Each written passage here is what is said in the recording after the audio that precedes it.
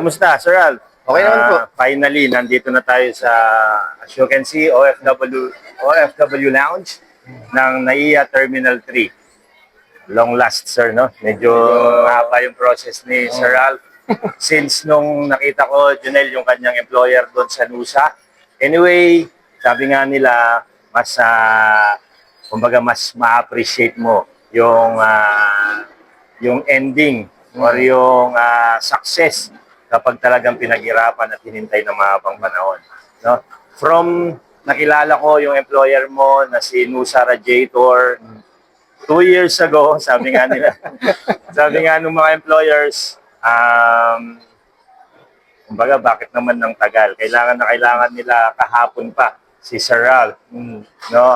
Kaso sir, ang Australia kasi dahil skilled migrant, yung process talaga hindi ganun kadali. No? Pero kapag naman nandun ka na, yung ino-offer na,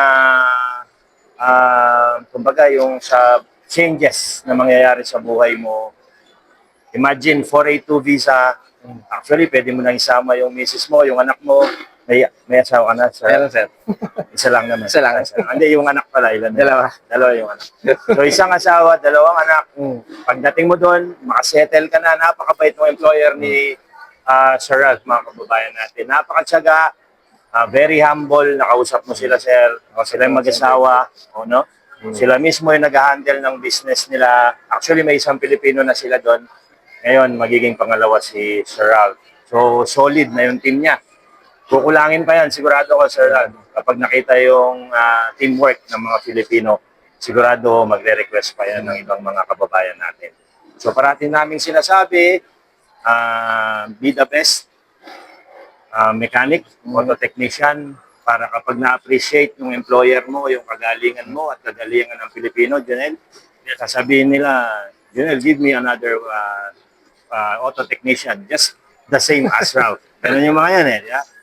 So, sir, ikwento mo nga sa ating mga kabayan na 2 years ago, nung nagkita kami ni Nusa Radiators, na-interview ka, kumusta naman yung naging process, sir? Ayun, so nung una, 2 years ago, nung na-interview ako, medyo tagal-tagal na. Pero okay lang naman kasi gano'n naman talaga ang process. At naintindihan ko kasi may mga kaibigan naman ako sa Australia na sinabi sa akin na medyo matagal nga raw talaga. Lalo na dun sa profession ko na auto electrician.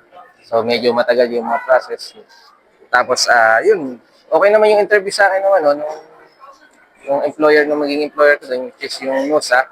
So okay naman, mababait sila. Tapos, ayun, sinabi lang nila sa akin yung kailanganin kong papeles. So sinabit ko yun. So medyo mas matagal din kasi sa akin yung sa papeles ko kasi from my previous company dati rin kasi akong OFW from Japan. So medyo matagal-tagal bago ko nakuha yung mga papeles ko ron. So gano'n. So, ang payo ko sa mga OFW na papuntang Australia, kung kayo man ay nasa ibang bansa, OFW rin kayo, kunin nyo na yung mga papeles na kakailanganin nyo, yung mga police clearance, yung mga mahalaga, payslip. So, lahat ng documents kung maaari, madala nyo pabalik ng Pilipinas dahil kung balak nyo mag-Australia. So, kailangan nyo ng maraming papeles talaga. So, yun. Tsaga lang, kailangan nyo ng pagtsatsaga sa paghihintay, siyempre, magtrabaho muna kayo kung medyo natatagal kayo para at least may income pa rin naman kayo, di kayo maubusan kagad. So, ayun lang po. Ayun, Sir Ralph, explain natin sa mga kabayan natin, Junel. Baka magulat naman sila, sabi nila, hindi na realistic. 2 years, masyadong matagal. More than a year lang po. And ang nangyari kay Sir Ralph, GlobeTech Australia, ang nag-place sa kanya, yung sa employer. Tapos, tayo ang nag-process ng skills assessment. Ang skills assessment, ilang days lang or weeks. Explain mo yung naging process, sir. Sa skills assessment, nabanggit nga ni Sir Ralph, ano kasi siya, auto electrician, no?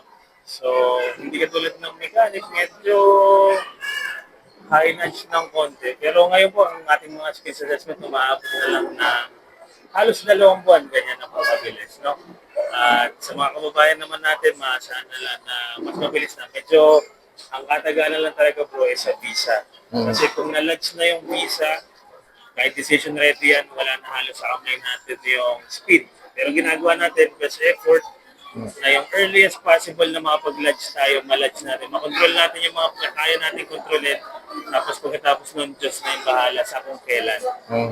And nabanggit ni Sir Alf, sinuggest niya sa ating mga kabayan, kung balak nila na mag-Australia, kunwari nagtatrabaho sila sa Japan currently, ipunin na nila yung mga evidences. No? Kumuha na sila ng police clearance doon sa bansa. Yun yung isa sa mga naging hindrance or nagpahaba ng process kay Sir Alf. Actually, hindi GlobeTech Australia yung nag-handle ng visa. May sariling migration agency o employer. Pero of course, tayo bilang ang vision natin, ang goal natin is makatulong sa ating mga kababayan. With open arms, in-accept natin yung mga inquiries ng another agency. Tinulungan natin na mapabilis pa rin. Kinulit-kulit natin si Sir Ralph sa kanyang police clearance. And now, tapos na yung process niya ng exit clearance. Galing kayo sa BFG International Placement kanina. So, we do all our processes legally. No? Placement kami sa Australia, we have our own registered migration agent. Pero kapag merong migration agency ang employer, okay lang din. Basta Filipino, susuportahan natin. Ang end goal is matulungan natin mga kababayan natin na makapagtrabaho sa Australia. May dagdag pala ako, bro. No? Ito kwentong malupit lang na konti. Since ibang nag-visa sa kanya, isa sa mga requirements, sir, ay Saudi check. Naalala mo? Ayun, yung Saudi check nga pala. Magkano Oh, dapat ang Saudi check? parang, Ang nakausap mo? yung nakausap ko kasi, para makakuha ko ng Saudi police clearance, is almost 27,000. 27,000. Magkano ang from dito. ginastos mo, sir, para sa Saudi check? Wala. No? wala lang akong ginastos. Sekreto, wala. Konti Ginawa lang nila ako ng paraan. konti, no? Yun ang talagang kapag nasa puso mo yung serbisyo, kaya parati naming sinasabi na we are just here on earth to serve. Hindi po tayo nagre-require ng kahit anumang kapalit doon sa mga serbisyo na binibigay natin. Of course, lahat ng employers natin, pinipilit natin na sila yung magbayad ng visa ng mga umaalis natin ng mga OFWs. Para pagdating sa Australia ng ating mga kababayan, hindi na iniisip yung babayaran nila monthly sa mga lending, sa mga financing companies. So we make it, at least we make it a point na yung visa is covered, yung flight is covered ng mga employers. Si employer mo, sir, susunduin ka pagdating mo ng Brisbane Airport. And ihahatid ka dun sa bahay na in-arrange din natin. Kumbaga, VIP treatment. Yung employer mo mismo susundo. Sinabi namin ni Nadjonel na kami yung susundo sa'yo para mayatid ka sa bahay. Pero ang gusto niya, may personal touch. Supervisor niya po. Supervisor mo, sir. Driver mo.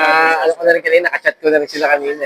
Nice, very nice. Ganyan po yung mga employers natin sa Australia. They are very considerate. Sobrang makatao. Konting-konti yung discrimination. Most probably, magkakaroon lang ng konting problem sa communication. Pero ang pinipilit namin sabihin sa mga kababayan natin, you can ask them twice, thrice, mas na-appreciate ng mga employers yun. Kesa dun sa kahit na hindi mo naiintindihan yung instruction, tatalikod ka, tapos iisipin mo na lang ano kasi ang sabi. So sir, huwag mong gagawin yan ha. Napakababait ng mga employers sa Australia. Tanungin mo sila 2 beses, 3 beses kung hindi mo maintindihan para huwag magkamali sa trabaho. After 2 months, December, nandun ulit ako sa Brisbane. By November kasi pupunta tayo ng Perth. Meron tayong bagong office sa Perth.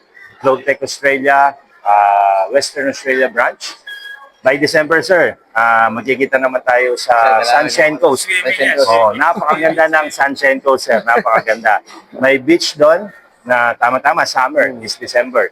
So magkikita tayo sa dagat doon, sir. Libre yung dagat doon. Maganda yung lugar kung saan ka magtatrabaho. So congratulations once again, sir. Junel, meron ka pang gustong ihabilin kay sir? Sige, boss, no? Yung bandera natin Ako, ng Pilipinas. gagaling ako sa'yo, kaya mag-alala. Gagaling ako talaga rin. Mabait si employer, talagang kung patient ka, mas patient sila. Yun na. Alam naman namin na matik ng gagaling. Ayun, sir, always i-appreciate natin yung blessings na nanggagaling sa ating Panginoon. And suklian natin yung ating Creator na gamitin natin yung time na binigay sa atin dito para sa purpose. No?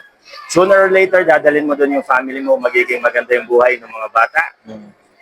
Maging mabuting tao and always isipin kung paano ka makakatulong sa mga kapwa mo Pilipino by doing your best sa trabaho. So good luck sir and see you sa Australia Salamat sa Globe Tech after 2 Australia. months.